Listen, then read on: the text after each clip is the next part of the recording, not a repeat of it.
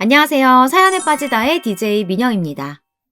어느덧 2023학년도 대입 입시가 정시와 실기를 포함해서 거의 모두 마무리가 되었습니다. 저희 구독자 여러분들 중에서도 수험생 자녀를 두신 분들 꽤 되실 텐데요. 자식들 뒷바라지 하시느라 고생 많으셨다고 꼭 말씀드리고 싶네요. 그래서 오늘의 사연은 자녀들 대입 입시에 관련된 이야기입니다.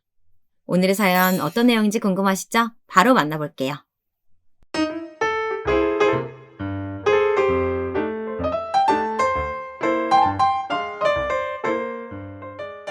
안녕하세요. 저는 이제 막 대학교 1학년을 마친 딸내미를 열심히 뒷바라지하고 있는 엄마입니다. 하나밖에 없는 저희 외동딸은 중고등학교 시절 진로를 잘 정하지 못해 많이 우왕좌왕했었습니다. 거기에다가 딸아이의 방황을 더욱 가중시켰던 건 학창시절 내내 항상 전교 1등을 놓치지 않던 동갑내기 민경이의 존재였습니다. 서방님과 동서내외는 둘 다 명문대를 나온 엘리트들이었어요. 공부머리는 유전이라고 했던가요? 조카 민경이는 그런 서방님과 동서의 공부 유전자를 그대로 물려받아서 이미 어릴 때부터 영재소리를 듣고 자랐습니다. 전교 1등은 물론 고3 때에는 전국 모의고사에서도 1등을 차지하는 기염을 토했습니다. 그에 비해 우리 딸 민지는 공부라고는 아주 담을 쌓고 어릴 적부터 춤추고 노래하는 것만 좋아하며 항상 연예인들에게만 관심이 많은 영락없는 헛바람 든 사춘기 소녀였죠. 우리 딸 민지와 조카 민경이의 모습은 어릴 적 남편과 서방님의 모습을 그대로 빼다 박아놓았다고 해도 과언이 아니었습니다. 남편은 어릴 적부터 공부는 관심이 없었고 맨날 춤 동아리니 밴드부니 하는 소위 어른들이 딴따라라고 손가락질하는 분야에만 정신이 팔려 있었습니다. 중학교 때는 춤 동아리, 고등학교 때는 밴드부에서 기타를 치더니 대학교에 올라와서까지 밴드부에 들어가서 열심히 활동을 했습니다. 전공 과목은 늘 내팽개치고 허구한 날 밴드부실에서 살았으니 성적은 학사 경고만 겨우 면한 수준이었죠. 그에 비해 서방님은 어렸을 적부터 전교 1등을 놓쳐본 적이 없는 타고난 모범생이었습니다. 초중고 시절 내내 1등만 하다가 대학까지 우리나라 최고 명문 서울대학교를 수속으로 붙어버렸으니 같은 엄마 뱃속에서 나온 형제이지만 남편은 스스로 생각하기에도 형제가 이렇게 다를 수가 있나 싶었대요. 시어머님은 그런 남편과 서방님을 어렸을 적부터 노골적으로 비교를 하셨대요. 예, 아이고 이놈 시키, 또 딴따라짓 하느라고 이번에도 반에서 꼴등했지? 제발 네 동생 준섭이 반만 닮아봐라 제발. 준섭이 이번에도 도내 수학 경시대회 1등한 거 봤지? 이 애미가 그 정도까진 바라지도 않으니까 너도 장남으로서 정신 좀 차려 제발. 아 엄마, 어떻게 하루도 안 빼놓고 잔소리야. 우리 밴드부도 이번에 전국 고교 밴드부 경연대회에서 1등 했다고. 이건 뭐 아무나 하는 건 줄 알아? 나니까 해내는 거야 나니까. 으이구 인간아. 그게 뭐 밥이라도 먹여준다든? 밴드부고 나발이고 너 얼른 그거 안 때려치우면은 그냥 아주 호적에서 파버릴 거야. 이렇듯 공부 잘하는 서방님에 대한 시어머니의 편애는 자라는 내내 이어져 왔다고 합니다. 그런데 저희 남편도 참 고집 있는 사람이라 한 번을 시어머니 말씀을 안 듣고 끝까지 밴드부 활동만 죽어라 했대요. 어차피 우리 집안 면은 동생이 공부를 잘해서 세워줬으니까 자기는 자기 하고 싶은 거 하면서 살겠다면서요. 그렇게 갈라진 형제의 길은 그들이 선택한 배우자에 있어서도 큰 차이를 보이게 됩니다. 여기서 재미있는 사실 하나 알려드릴까요? 남편이랑 똑같이 중고등학교 시절에 맨날 딴따라 활동만 쫓아다니면서 하다가 대학교 올라와서까지 밴드부에 가입하고 밴드부실에서 살다시피 한 정신나간 소녀가 한 명 또 있었으니 그게 바로 저입니다. 네. 남편과 저는 평생을 딴따라 정신으로 살아온 코드가 맞아서인지 밴드부 신입생 환영회 때 서로를 처음 보자마자 첫눈에 반했고 그때부터 CC가 되었습니다.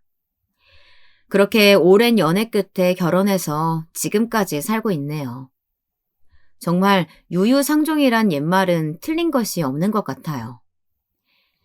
그 유유상종은 서방님에게도 마찬가지인데요. 동서 역시 서방님과 같은 엘리트 중에 엘리트였습니다. 벌써 전교 1등이라는 단어만 몇 번이 언급이 됐는지 모를 정도라 지겨우려고 하는데요. 동서를 설명하려니 또 한 번 언급하고 지나가야겠네요. 동서 역시 학창시절 끊임없는 전교 1등의 삶과 서울대 수석 입학에 수석 졸업까지 거기에다가 바로 큰 기업에 입사해 탄탄대로를 달리던 중 서방님과 소개로 만나 결혼을 하게 되었습니다. 그러한 부모 밑에서 똑 닮은 딸들이 태어났으니 이쯤 하면 저희 딸 민지와 조카 민경이의 모습이 남편과 서방님이 자라온 모습과 비슷하다는 말 이해하시겠죠? 그런 분위기가 아마 저희 딸 민지에게는 큰 스트레스였나 봅니다. 매번 전교 1등을 독차지하는 동갑내기 민경이의 존재는 학교에서 공부도 잘 못하고 선생님들께 인정도 받지 못하는 자신의 모습을 더욱 초라하게 만들었다고 합니다. 사실 저희는 딸아이에게 한 번도 공부해라 잔소리를 해본 적이 없어요. 남편과 제가 공부랑 담을 쌓고 맨날 춤추고 노래하러 다녔는데 그런 저희가 딸에게 공부 열심히 하라고 하는 것만큼 어불성설이 또 어디 있겠나요? 그런데 그럼 왜 저희 딸은 그렇게 전교 1등 사촌 민경이와 계속 스스로를 비교하며 스트레스를 받느냐고요? 그건 바로 시어머니 때문입니다. 민지의 할머니죠. 시어머니가 남편과 서방님이 어렸을 적부터 끊임없이 공부 못하는 형과 공부 잘하는 동생을 비교했다고 말씀드렸었죠. 그것을 자식들에게만 하고 끝냈으면 참 좋았을 텐데 어린 손주들한테까지 그 나쁜 습관을 못 버리시고 그렇게 민지와 민경이를 비교하셨어요. 늘 명절 때 가족들이 모일 때면 그게 시작되었죠. 그래 민경이 이번에도 전교 1등 했다고? 아이고 그래. 아유 우리 손녀딸 어쩜 이렇게 이뻐. 네 애비 닮아서 공부머리 하나는 타고났구나. 예. 아이고 이뻐라. 아이고. 민지 너는 이번에 몇 등 했니? 아시잖아요 할머니. 저 공부는 못해요. 별로 할 생각도 없고요. 아이고 내가 너 때문에 늙는다 늙어. 아니 네 애비가 맨날 딴따라 짓거리 하고 다니느라 이 할미 속을 평생을 썩이더니만 이제는 너까지 똑 닮아서 그러고 다니니? 아이고 내가 제명에 못 죽지. 어머니 진정하세요. 공부머리는 타고나야 된다는 거 아시잖아요. 저희 민경이는 그걸 타고난 거고 민지는 또 다른 거 잘하는 게 있겠죠. 그치 민지야? 얼른 할머니한테 죄송하다고 말씀드려. 아니 작은 엄마, 제가 잘못한 게 뭔데 죄송하다고 말씀을 드려요? 옆에서 거드는 작은 엄마가 더 싫어요. 엄마, 나 갈래. 얼른 집에 가자.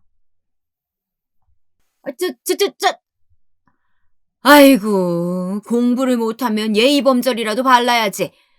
민지 애미 너는 애 교육을 도대체 어떻게 시키는 거니? 냅두세요 어머니. 괜히 자격지심에 저러는 거겠죠. 어머님이 너그러이 이해하시고 마침 우리 민경이도 이제 곧 과외 선생님 오실 시간이라 저희도 이만 일어나 볼게요. 어머님, 형님, 그러면 다음에 봬요. 네, 들으시는 것처럼 어쩌면 시어머니만 딸아이에게 스트레스를 주면 아이가 그렇게까지 스트레스를 안 받을지도 몰라요. 그런데 말리는 시누이가 더 밉다는 말 아시죠? 제 경우에는 말리는 동서가 아주 머리끄댕이 쥐어뜯고 싶을 정도로 더 밉네요. 시어머니가 늘 이렇게 제 딸과 동서의 딸을 비교하면 어김없이 나서서 말리는 척 자기 자랑을 하는 동서가 어찌나 얄미운지 제가 이런데 딸아이는 얼마나 더 짜증이 나겠어요. 그리고 동서가 저렇게 세상 모르고 잘난 척을 하는 게 사실은 다 시어머니가 그런 분위기를 조장해 놓았기 때문에 벌어지는 일들이라 시어머니와 동서가 아주 한 세트로 너무너무 밉네요. 엄마, 제발 그만 좀 해요. 평생을 준섭이랑 나랑 비교했으면 됐지. 왜 이제는 어린 민지한테까지 난리야. 이럴 거면 애저녁에 나 호적 파지 그랬어. 이런 꼴 보자고 내가 내 딸 애지중지 기른 게 아닌데 이놈 새끼가 또 버르장머리 없이 엄마한테 대들지. 아유, 다들 정말 꼴도 보기 싫으니까 얼른 돌아가거라. 늘 명절 모임의 끝은 이런 식이었습니다.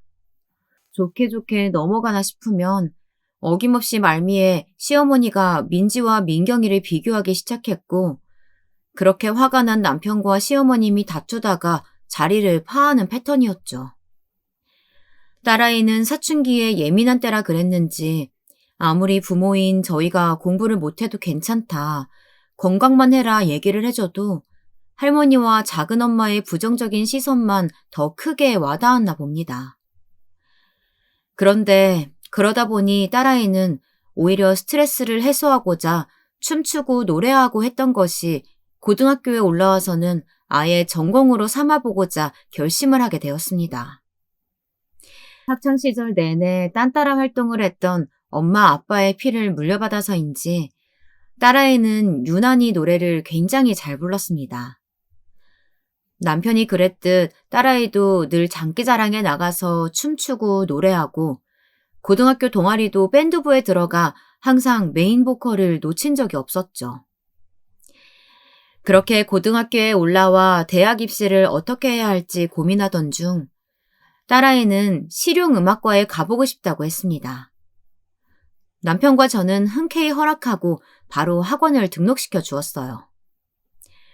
아닌 게 아니라 실용음악과는 저희가 막 대학 입시를 할 때 이제 막 그런 전공을 하는 과가 생기고 있다고 조금씩 알려질 때였는데요. 저도 부모님께 어차피 공부도 안 할 거 노래만 주구장창하는 대학에 가고 싶다고 말씀드렸다가 된통 면박만 당했던 기억이 있거든요. 그런데 실용음악과라는 그곳은 그 이후로 예체능 전공에서는 항상 인기가 높았고 경쟁률 1, 2위를 다투는 인기 학과가 되었더라고요. 그럴 줄 알았으면 저도 부모님을 더 졸라서 한번 도전해보는 건데 하는 아쉬움이 늘 있었습니다. 남편도 마찬가지였고요. 그런데 웬걸 딸아이가 엄마 아빠가 해보고 싶었던 걸 직접 해보겠다고 하니 말릴 이유가 없었죠. 그래, 이왕 해보는 거 네가 노래로 전국 1등 해라. 대신에 아빠 전국 고교 밴드 경연대회 1등 출신인 거 알지? 아빠 딸답게 어디 가서도 안 꿀리는 가수가 돼야 한다. 알았지? 아, 아빠 최고! 사랑해, 아빠, 엄마! 딸아이는 그렇게 본격적으로 고등학교 1학년 말부터 실용음악과 입시를 준비했고 매일매일 밤늦게 연습실에서 연습을 하다가 귀가를 했습니다. 주변에서는 딸아이가 연습실 가는 걸 핑계로 엇나가거나 탈선하는 거 아니냐는 걱정을 하기도 했지만 그런 걱정은 사실 저와 남편이 고등학생 때도 늘 듣던 우려였습니다. 하지만 저와 남편이 어디 한 번을 엇나가길 했나요? 오히려 열정을 불태울 창구를 제대로 찾았기에 탈선과는 정반대의 바른 길을 걸어온 게 저희 부부라고요. 그렇기에 저희는 딸아이를 더더욱 믿었고 또 밀어주었습니다. 밤늦게 연습을 하다가 차가 끊기면 남편이 딸아이를 데리러 갔고 그러자면 함께 연습하던 친구들도 같이 채워서 집에 데려다 주곤 했습니다. 딸아이의 친구들은 모두 딸아이를 엄청 부러워했다고 해요. 자기네 엄마 아빠는 자기 음악한다고 하니까 집에서 내쫓으라 그랬다는 둥, 집에서 지원을 안 해줘서 알바해서 레슨비 충당한다는 둥. 그런데 민지는 엄마 아빠가 전폭 지지를 해주니 너무너무 부럽다고 하면서 민지네 엄마 아빠가 최고 멋쟁이 부모님이라고 했다고 합니다. 저희 부부는 그런 이야기를 듣고 어깨가 으쓱해지곤 했죠. 전교 1등 부모님이 별로 부럽지 않은 순간이었습니다. 매번 동서가 자신이 딸이 전교 1등을 한다고 콧대가 하늘 높이 치솟아 있었어도 말이죠. 그렇게 끝나지 않을 것만 같던 수험생 뒷바라지도 어느새 마무리가 되는 날이 오더군요. 정말 모든 수험생 부모님들 존경하고 응원합니다.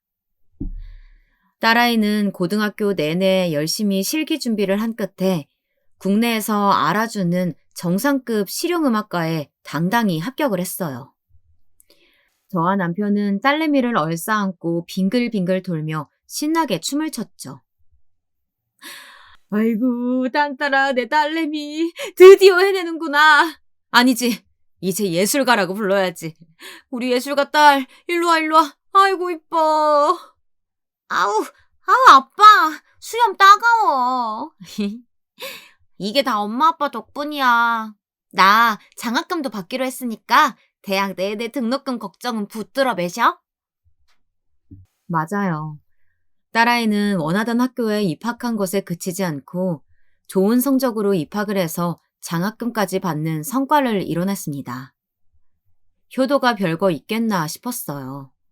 자기가 좋아하는 일 하면서 이렇게 부모님 부담도 덜어주고 하는 우리 딸아이가 하는 게 바로 효도죠. 우리 가족이 이렇게 딸내미의 성공적인 대입 입시를 자축하고 있을 때쯤 역시나 산통을 깬 건 시어머니의 전화 한 통이었습니다. 그래, 민지가 요번에 무슨 학교 들어갔다고? 뭐? 거기 전문대 아니냐? 아이고, 딴따라 피가 어딜 안 가는구먼. 민경이는 요번에 서울대 의대 수석 입학한 거 알고 있지? 장학금 받고 학교 간단다. 아유, 민지가 민경이 반만 닮았어도. 아유, 속 터져. 아유! 아니, 막말로 그 잘난 서울대 간 손녀딸은 한 명이면 이제 어머니도 만족하실 만한 거 아닌가요? 자기 작은 아들도 서울대 보냈겠다. 작은 손녀딸도 서울대 보냈겠다. 만족할 줄을 아셔야지. 왜 자기 꿈 일찌감치 찾아서 열심히 살고 있는 민지랑 저희 부부 속을 또 들쑤셔 놓으시는 걸까요? 신나게 자축하던 저희 집 분위기는 시어머니의 전화 한 통에 분위기를 다 망쳐버렸고 딸아이도 신경질을 내며 방 안으로 들어가 버렸습니다. 새학기 신입생이 되자 딸아이는 더욱 바빠졌어요. 실기 위주의 전문대였기 때문에 수업 시간 외에도 계속해서 실기 실습을 해야 했고 그러자면 연습이나 합주가 밤 늦게 끝나거나 밤을 새는 경우도 허다했죠. 그와 비슷하게 조카 민경이도 많이 바쁜 신입생 생활을 하고 있다고 시어머니를 통해 전해 들었습니다.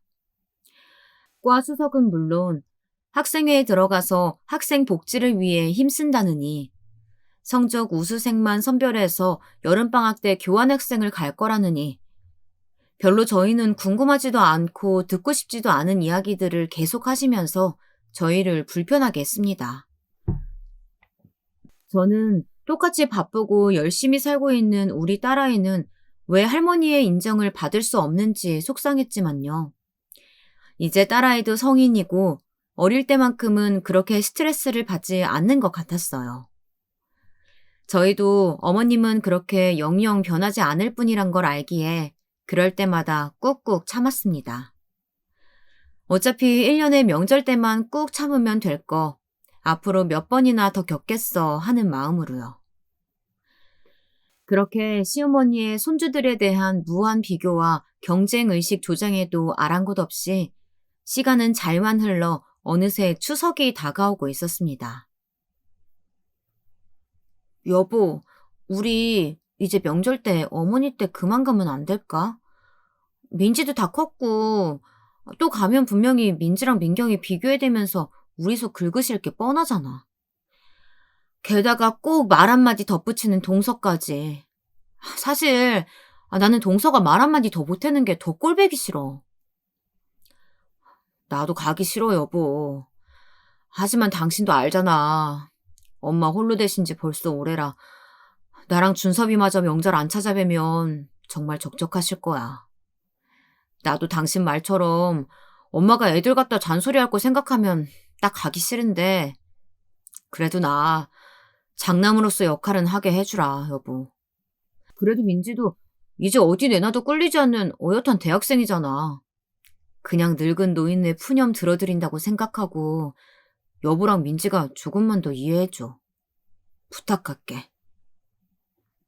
사실 남편의 말도 일리는 있어요.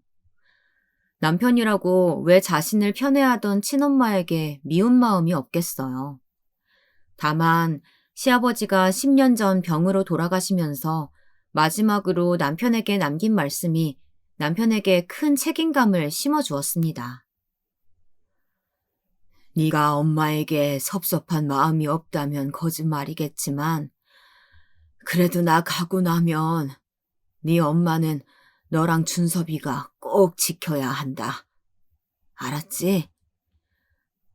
네 엄마가 어릴 적에 집이 쫄딱 망해서 자라면서 갖은 무시랑 멸시를 당하고 살아가지고 그렇게 니들 학벌에 집착을 한 거 너도 잘 알잖아. 네 나이면 이제 그것도 이해하리라 믿는다. 그리고 민섭아, 나는 네가 내 아들로서 단 한 번도 자랑스럽지 않은 적이 없었다. 엄마는 그렇게 공부하라고 극성이었어도 나는 우리 딴따라 아들 노래하는 소리가 제일 듣기 좋더라.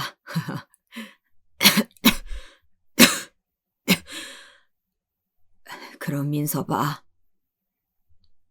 엄마를 잘 부탁한다. 평생을 무뚝뚝하고 표현을 잘 하지 않으셨던 시아버지. 그리고 어쩌면 시어머니의 그 극성맞은 학구열에도 그저 방관자였을 뿐인 시아버지가 마지막 가시는 길에 장남에게 남긴 뜨거운 말 한마디가 남편에게는 큰 회복의 말이었다고 했어요. 늘 이 집안에서 자신은 외계인인 것만 같고 자기 편은 아무도 없을 줄 알았는데 시아버지는 늘 묵묵히 남편을 응원하고 있었다고 하니 그 말을 들은 남편이 어떻게 느꼈을지 상상이 가시나요? 어쩌면 시어머니는 평생 남편을 인정하지 않으실지 모르지만 아마도 마지막에 남기신 시아버지의 그 말 한마디가 남편의 지난 상처는 물론 앞으로 남은 여생을 살아가는데 큰 힘이 된 것은 분명할 거예요. 그래서 미운 엄마이지만 아버지의 뜻을 받들어서 매년 명절뿐 아니라 할 수 있는 대로 시어머니를 잘 챙겼으니까요. 다만 그 과정에서 저와 딸아이도 같이 스트레스를 겪어야 했으니 그 부분이 아쉬울 따름이죠. 그럴 때마다 남편이 미워진 적도 많지만 그래도 항상 저와 딸아이에게 잘하는 남편이었기에 참을 수 있었습니다. 그러니 어쩌겠어요. 이번 추석도 어김없이 또 시어머니의 손녀들에 대한 비교와 동서의 얄미운 거들기를 감내해야겠죠. 다만 이번에는 애들도 크고 했으니까 조금 변화를 주고 싶었습니다. 시어머니야 이제 더 이상 바뀌지 않을 뿐이라는 것이 명백했기에 시어머니를 바꿀 수는 없었어요. 그래서 동서에게 미리 연락을 해 시어머니가 그럴 때마다 제발 동조하지 말고 가만히 있어달라고 부탁을 할 참이었죠. 제가 받는 스트레스보다 딸아이가 받는 스트레스가 더 신경 쓰였기 때문이었어요.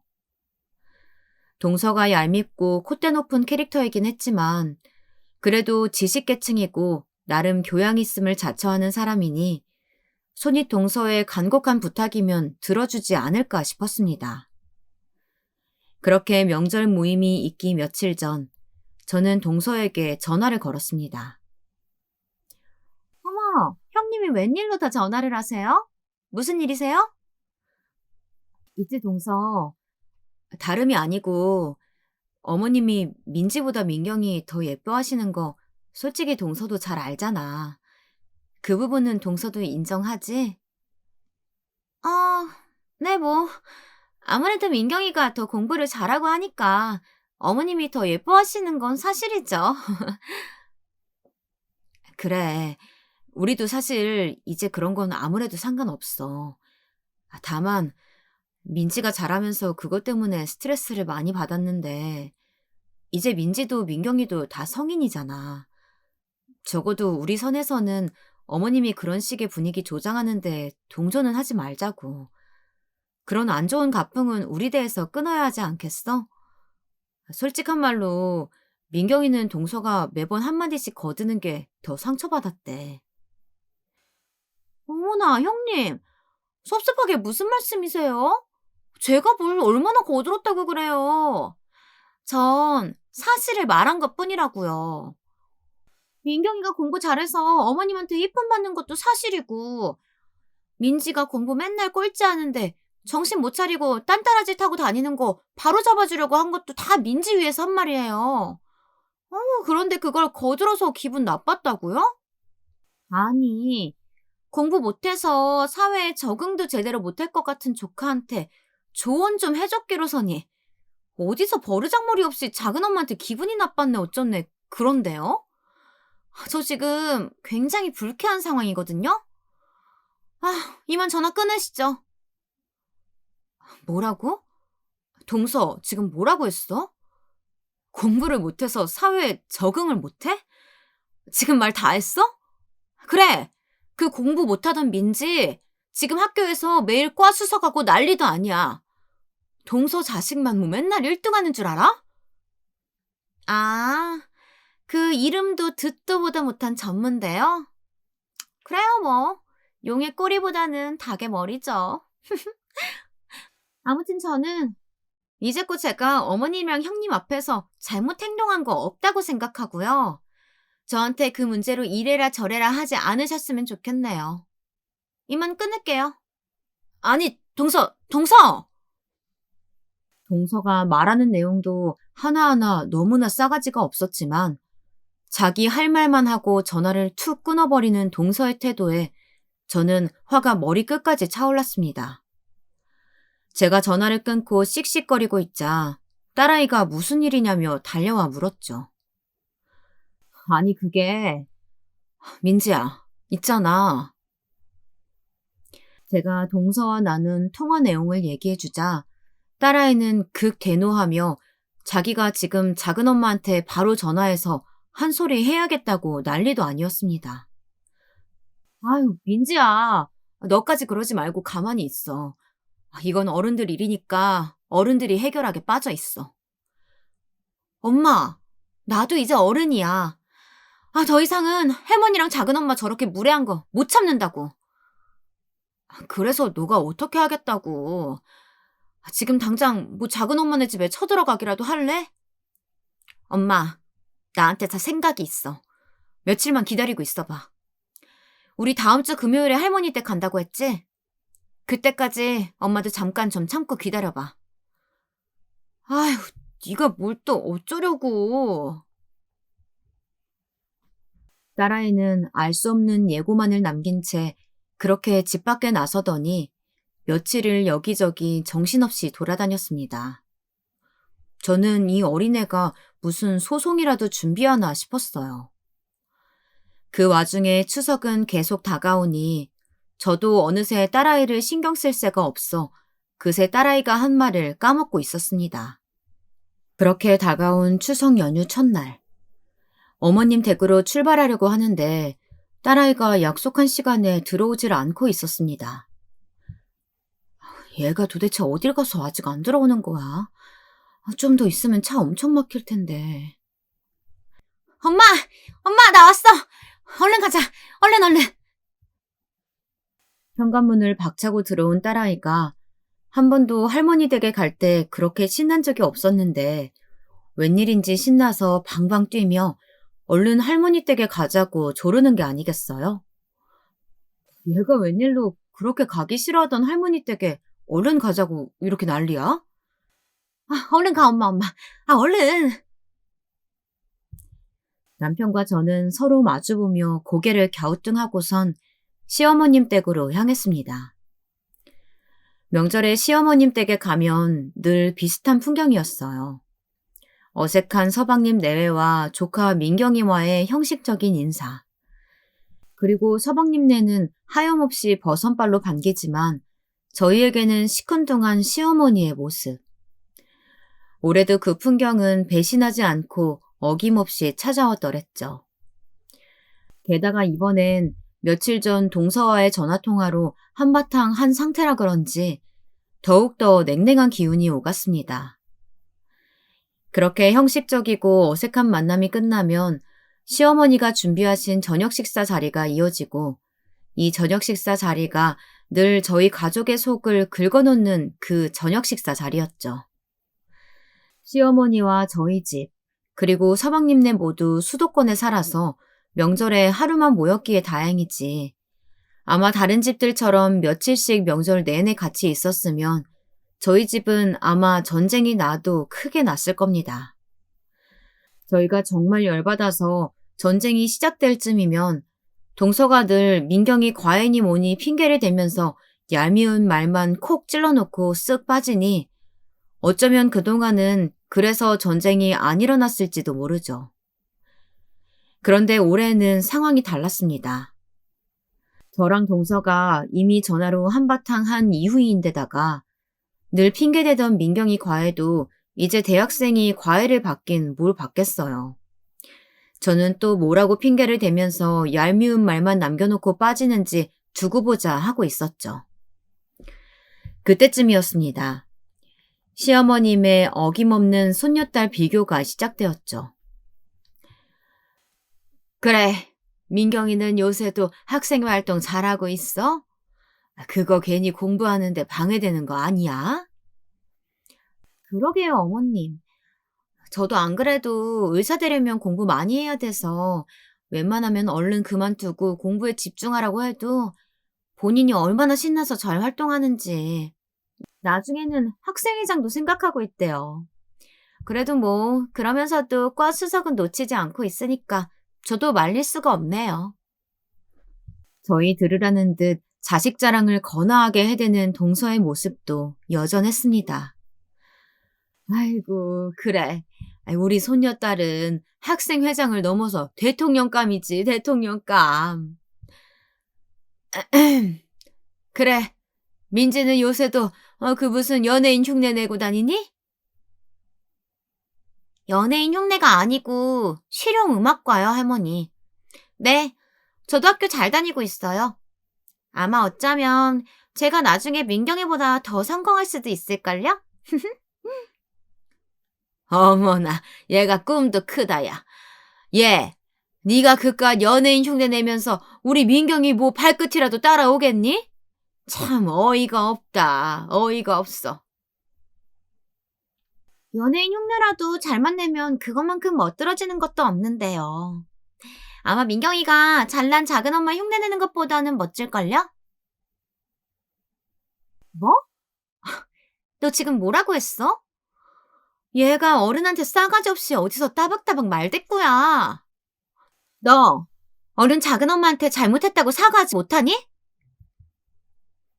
여기까지 듣는데 저도 화가 나서 동서를 가로막아 섰습니다. 동서 그만해. 지금 조카한테 유치하게 뭐 하는 짓이야? 뭐라고요, 형님? 유치요? 지금 저보고 유치하다고 했어요? 어디 대학도 변변치 않게 나오신 분들이 저보고 유치하다고요? 아, 이제야 알겠네요. 민지 요 싸가지 없는 게 바로 엄마인 형님 닮아서 이렇게 무식한 건가 봐요. 그러니까 대학도 무슨 이름도 듣도 보도 못한 전문대 들어가서 딴따라 흉내나 내고 있죠. 자, 여기까지 들으면 제가 동서의 머리끄댕이를 잡아 뜯기에 아주 적격인 타이밍이죠.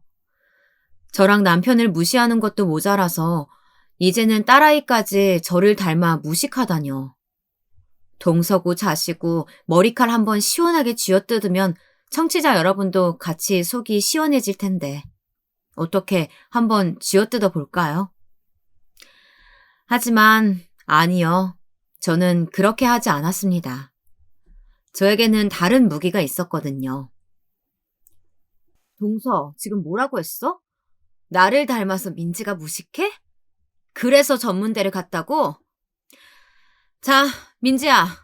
아까 오면서 차에서 엄마한테 해준 얘기 여기 계신 다른 분들한테 다시 해줄래? 네, 엄마. 어디부터 얘기해야 우리 작은 엄마가 뒷목 잡고 안 쓰러지실까나? 뭐가 어째? 이 싸가지 없는 게 너 한번 진짜 혼나볼래? 작은 엄마, 잠시만요.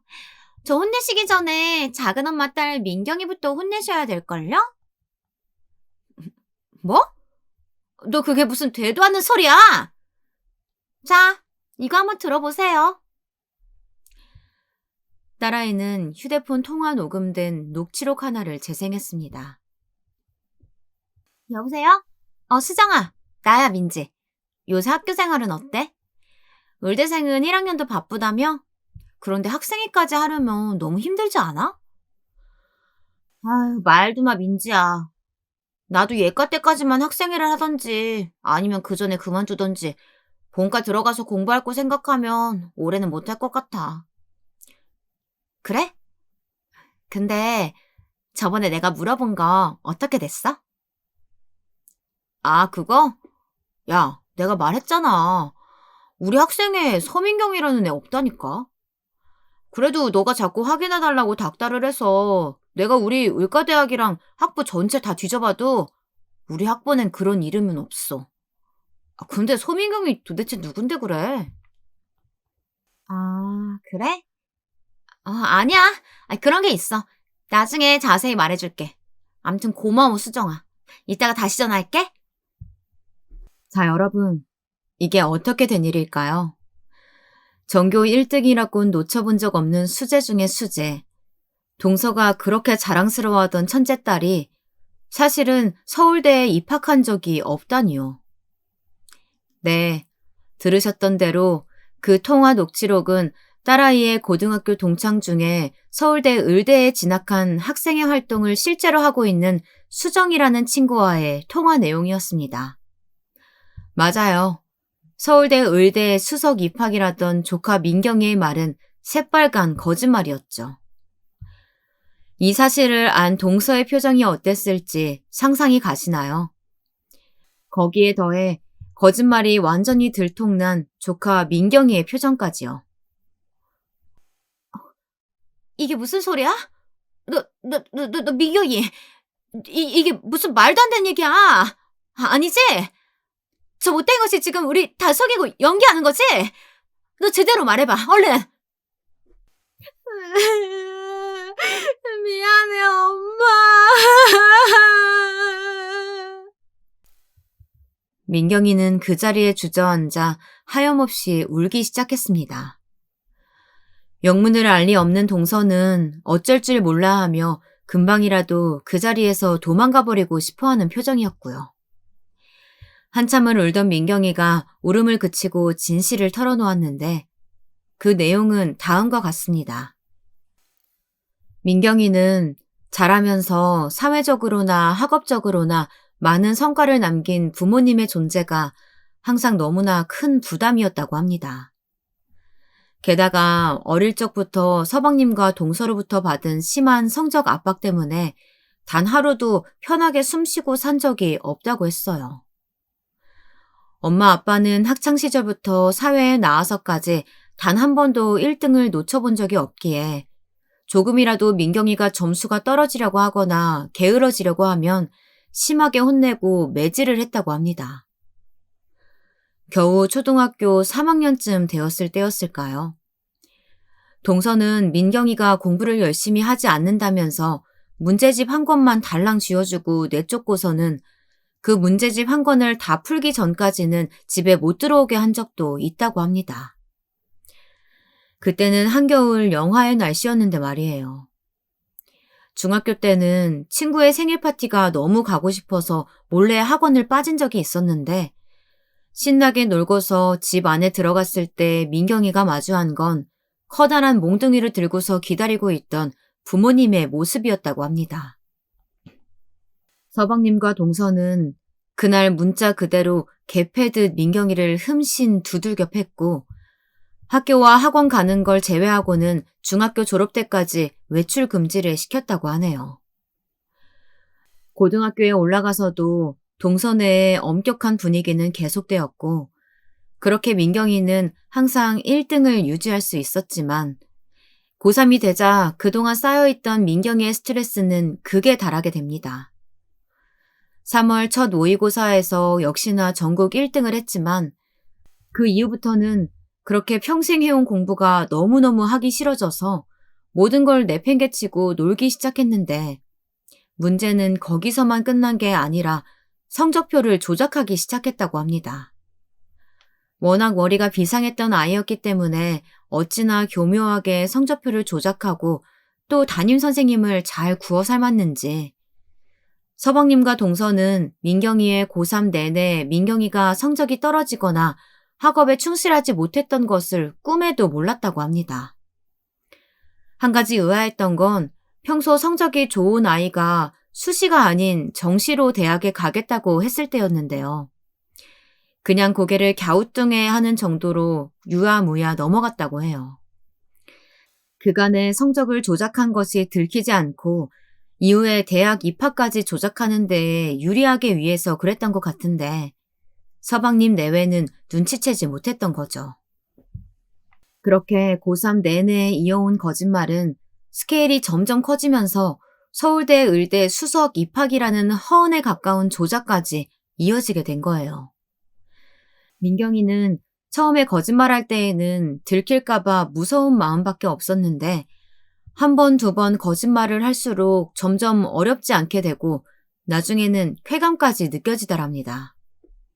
민경이가 받았을 학업 스트레스가 얼마나 어마어마했을지 짐작이 가는 대목이었어요. 이렇게까지 거짓말을 하고 보니 더 이상 돌이킬 수 없게 되어 계속해서 과 수석을 한다는 둥, 학생회를 한다는 둥 소설을 써가면서 부모를 속이고 있었던 거죠. 저와 동서와의 껄끄러운 관계 때문이었는지 제 딸아이와 민경이도 자라는 동안 서로를 대면대면하게 자랐는데요. 그만큼 서로 친하지 않았던 사이임에도 불구하고 하루는 고3 때 민경이가 제 딸아이에게 이런 이야기를 하더래요.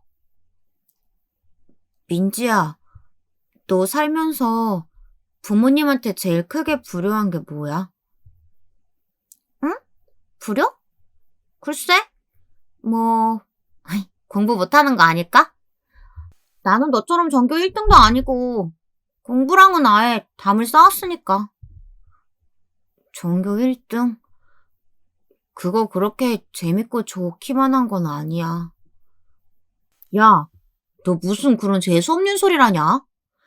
난 제발 딱 한 번만이라도 전교 1등 해봤으면 소원이 없겠다. 민지야, 그러면 너 부모님한테 거짓말 해본 적 없어? 거짓말? 야, 부모님한테 거짓말 안 해본 사람이 어딨냐? 나도 사실 레슨비 몇 번 삥땅 친 적 있지. 우리 엄마가 나중에 알고 등짝 스매싱 겁나 세게 날렸잖아. 그래? 그랬구나. 큰엄마는 그냥 그 정도로 용서해 주신 거야? 뭐 용서할 게 있나? 그냥 내가 애교 막 부리면서 잘못했다고 싹싹 비니까 뭐 그때 당시에는 꼴도 보기 싫다고 하시더니 그냥 다음 달엔 용돈 더 주시던데? 그래? 큰엄마는 참 좋은 분이구나. 근데 너 무슨 일 있어? 갑자기 왜 평소에 안 하던 얘기를 하고 그래? 아니야. 암튼 나 이제 학원 갈 시간이다. 이만 갈게. 평소에 이렇게까지 길게 대화해 본 적이 거의 없던 터라 딸아이는 그런 민경이의 태도가 무언가 수상하다고 생각했어요. 그날의 대화만큼은 이상하게 마음속에 계속 남아있었다면서요. 그러다가 며칠 전 저와 동서의 통화를 마치고 화가 잔뜩 나 있는 제 모습을 보고서는 그때의 대화가 갑자기 머릿속을 스쳐 지나가더래요. 딸아이도 오랫동안 동서와 할머니 때문에 스트레스를 받고 자랐기 때문에 자신과 엄마에게 이렇게까지 무례하게 구는 작은 엄마와 할머니를 이번만은 곱게 넘어가고 싶지 않았다고 합니다. 그래서 무슨 흠이라도 잡을 게 없나 그때부터 며칠을 집에도 안 들어오고 서방님이나 동서 그리고 민경이의 뒷조사를 시작했대요. 그러다가 결국에는 고교 시절 별로 친하지도 않았던 실제 서울대 의대에 진학한 동창 수정이에게까지 연락을 하게 되었는데 거기서 민경이의 거대한 거짓말의 전말을 모두 알게 되었던 거죠. 그리고 동서의 무례함이 절정에 다다랐을 때 이 사실을 저와 딸이 폭로한 거고요. 엄마, 미안해. 나 진짜 공부가 너무너무 하기 싫었어. 그 와중에 엄마 아빠처럼 서울대 못 가면 어떡하나 너무너무 무서웠고 서울대 아니면 엄마 아빠가 나를 딸로도 생각 안 할 것 같고 그래서 거짓말했어. 그렇게라도 하면 적어도 엄마 아빠 딸로는 있을 수 있으니까. 아니, 이게 무슨 일이야? 동서는 그대로 바닥에 주저앉아 목 놓아 울었습니다. 저는 그런 동서에게 회심의 일격을 날렸죠. 그래, 잘난 딸내미의 실체가 밝혀지니까 어때? 좀 쪽팔려? 얼굴을 못 들겠어? 진짜 쪽팔린 게 뭔지 알아? 동서가 학벌로 사회적 위치로 사람 금 나누면서 사는 게 그게 제일 쪽팔린 거야. 그 결과가 네 잘난 거짓말쟁이 딸을 만든 거고. 동서는 울다 지쳐 얼굴이 시뻘개져서는 아무 말도 하지 못하고 있는데 시어머니가 옆에서 저를 제지하고 나섰습니다. 아이고 그만해. 너도 민지도. 이렇게까지 해서 하나밖에 없는 동서랑 조카 창피주면 속이 좀 시원하니? 민지 너는 민경이랑 사촌이기 이전에 친구인데 그렇게 친구 창피주니까 아주 신이 나지? 그만하길 뭘 그만해요, 어머님. 어머님이 그만하셔야죠. 평생 민지랑 민경이 비교하시고 저랑 동서 비교하시고 그보다 훨씬 전에는 애아빠랑 서방님이랑 자라는 내내 비교하시고 이 모든 일의 원인은 사실 어머님한테 있어요. 집안 어른인 어머니가 그런 분위기를 만들어 오셨기 때문에 집안 꼴이 이렇게 된 거라고요. 부끄러운 줄 아세요. 뭐야? 아니 이게 시어미한테 뭐? 부끄러운 줄 알라고? 아휴, 이 몰상식한 것들이 정말 너네 혼나볼래?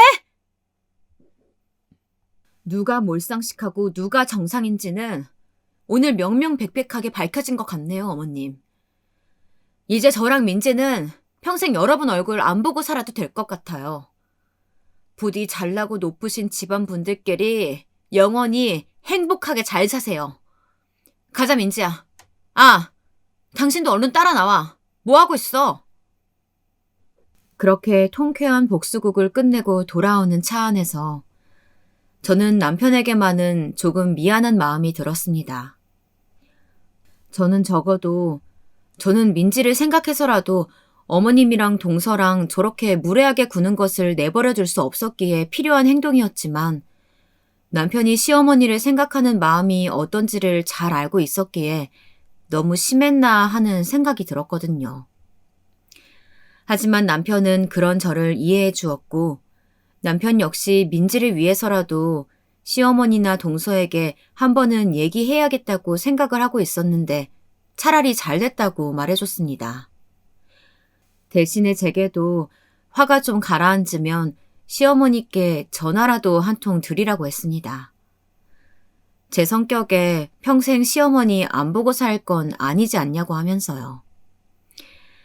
그렇게 해서 오랫동안 높은 콧대를 자랑하던 동서와 시어머니의 자존심은 한순간에 무너지고 사건은 일단락 되었습니다. 누구나 문제없는 사람이 없고 문제없는 집안이 없다지만 어떤 가정이 사회적으로 내는 빛이 강하면 강할수록 그 안의 그림자는 그 빛이 강한 만큼 더 짙어지는 경우가 종종 있는 것 같습니다. 바로 동선의 집안처럼 말이죠. 얄미운 마음에 아주 자존심을 완전히 구겨놓기는 했지만 그래도 어린 민경이의 앞날이 조금 걱정되기도 합니다. 그 이후에 전해 듣기로는 아마 그 이후로 정신과 상담을 받고 있다고 했어요. 사실 오랫동안 학업 스트레스로 심한 우울증과 공황장애가 있었는데 그 어린 것이 부모 눈치 보느라고 한 번을 서방님과 동서에게 얘기를 못했다고 하네요. 그리고 가장 최근에 들은 민경이의 근황은 미술학원에 다니고 있다고 했어요. 사실 자기는 어렸을 때부터 그림이 너무 그리고 싶었는데 끊임없이 공부만 강요하던 부모님 때문에 얘기도 제대로 꺼내본 적이 없대요. 그런 와중에 자기가 하고 싶은 음악을 마음껏 하는 제 딸아이를 보면서 그렇게 부러울 수가 없었다고 하네요. 이렇게 생각해보면 제 딸아이와 조카는 서로를 부러워하면서 10년을 내내 보내온 꼴이니 무언가 서글퍼지는 대목입니다. 저희 딸아이도 민경이에게 따로 연락해서 그동안 자기를 오랫동안 괴롭혀온 할머니와 작은엄마에 대한 복수심에 벌인 일이긴 하지만 본의 아니게 너의 거짓말을 폭로하게 되어 미안하다고 사과를 했다고 합니다. 그런데 민경이는 오히려 딸아이가 아니었으면 평생 거짓말을 하고 살았을 텐데 도저히 자신의 힘으로는 진실을 말할 용기가 없었다고 하는데 딸아이가 대신 폭로해줘서 고맙다고 했다고 하네요. 이렇게 돌이켜보면 저나 남편은 어쩌면 동서나 시어머님 말대로 그저 그런 평범한 대학을 나와 평범하게 살아가고 있지만 구김살 없이 밝게 잘 자라서 자기가 하고 싶은 일 재밌게 열심히 하고 사는 딸내미 잘 키우며 사는 저희 집안의 모습이 사회적으로 명망이 높다는 동서의 집안보다 더 행복한 것 같다는 생각이 드네요. 오늘 이 사연을 듣는 청취자 여러분 중에도 자녀 교육 때문에 그리고 자녀들 대학 입시와 진로 때문에 고민이 많으신 분들 계실 텐데요. 제가 당부드리고 싶은 한 가지가 있습니다. 어떤 일이 있어도 자녀의 뜻을 최우선으로 존중해 주세요. 그게 결국에는 여러분과 자녀가 가장 행복한 길입니다. 많은 부모들이 자신이 못다 이룬 꿈을 자식에게 강요를 합니다. 그런데 이런 말이 있어요. 행복하게 살고 싶은가? 그러면 당신의 자식에게 성취시키고 싶은 일을 당신 자신이 직접 성취해 보아라. 그것이 당신이 가장 행복하게 살 수 있는 길이다. 누가 한 말인지는 정확하게 모르겠지만 이것만큼 자식 교육의 본질을 파악한 말이 없다고 생각합니다. 동서의 경우도 서울대를 나오긴 했지만 의대를 가서 의사가 꼭 되고 싶었는데 부모님의 강요로 다른 전공을 택하게 되었다고 했어요. 거기에는 또 동서 부모님의 못다 이룬 꿈이 투영되었겠죠. 그렇게 동서의 못다 이룬 꿈은 또다시 조카 민경이에게 대물림 된 거고요. 그러나 그 과정에서 자식들 당사자의 주체성은 찾아볼 수가 없었습니다. 이것이 아직까지도 모든 세대에 걸쳐서 빈번히 일어나고 있는 부모와 자식 간의 끊이지 않는 고통의 굴레입니다. 부디 이 사연을 듣는 청취자 여러분들의 가정에는 이러한 비극이 없기를 간절히 소망합니다. 아무튼 이렇게 큰 파도가 지나간 저희 집안에도 조금씩 변화가 생기고 있어요. 동서는 아직까지 저에 대한 서운함이 풀리지 않았는지 아직 저와는 일절 아무런 연락을 하고 있지 않지만 민지와 민경이는 대면대면했던 10대를 뒤로하고 지금은 둘도 없는 친구가 되었다고 합니다. 분야는 다르지만 아무래도 같은 예술 계통에 대한 관심사가 공통점이 되어 더욱 친해진 것 같아요. 딸아이가 그 영향을 받아 자기도 취미로 그림을 배워보겠다고 저에게 이것저것 미술 도구를 사달라고 매일매일 조르는 중입니다. 가장 놀라운 건 시어머님의 변화였어요. 네, 어머님, 무슨 일로 전화 주셨어요? 그래, 요번에 민지가 하는 그 콘서트인가 뭔가 어디서 언제 하는 거라고? 아, 콘서트는 아니고 학교 정기 연주예요. 어머님, 보러 오시게요? 민지가 너무 좋아하겠네요. 아니, 뭐, 꼭 간다는 얘기는 아니고, 언제 어디서 하는지만 그냥 물어본 거야. 김칫국 마시지 말어. 시어머니는 말씀은 그렇게 하시고선 그 정기 연주회에 커다란 꽃다발을 들고 오셔서 동기들과 맛있는 거 사 먹으라고 딸아이에게 용돈도 한 움큼 쥐어주고 가셨습니다. 들리는 얘기로는 동네 친구분들한테 우리 손녀딸이 대한민국에서 노래를 제일 잘한다고 그렇게 자랑을 하고 다니신다네요. 시어머니의 그런 태도 변화가 항상 첫 번째 자랑거리였던 조카 민경이의 자랑거리가 없어져서 허한 마음에 그러시는 건지, 아니면 정말로 이제야 진심으로 제 딸아이의 존재에 대해 인정해주고 존중해 주시는 마음에 생긴 건지는 알 수 없지만, 적어도 지금은 시어머니의 변화 그 자체로 저희 가족은 만족하기로 했습니다. 남편도 자신은 한 번도 인정해 준 적 없는 엄마였지만 딸아이를 인정해 준 것이 곧 간접적으로 자신을 인정해 준 것이라고 여기면서 흡족해 했습니다. 저는 부디 뒤늦게 찾아온 우리 가족의 평화가 계속 이어지기만을 소망합니다. 용서가 제게 다시 마음을 열지 안 열지는 모르겠지만 적어도 조카 민경이가 오랜 방황을 끝내고 자신의 길을 잘 찾았으면 좋겠고, 우리 딸아이도 건강하게 자신의 꿈을 펼쳐나갔으면 좋겠습니다. 그럼 저는 이만 여기서 인사 올릴게요. 딸아이가 또 어디서 듣고 왔는지 성인 미술학원 좋은 데를 알아봤다며 자꾸 저보고 같이 가자고 보채는 통에 이만 가봐야 할 것 같습니다. 오늘도 모두 좋은 하루 보내시고요. 지금까지 제 이야기 들어주신 여러분 모두 감사합니다.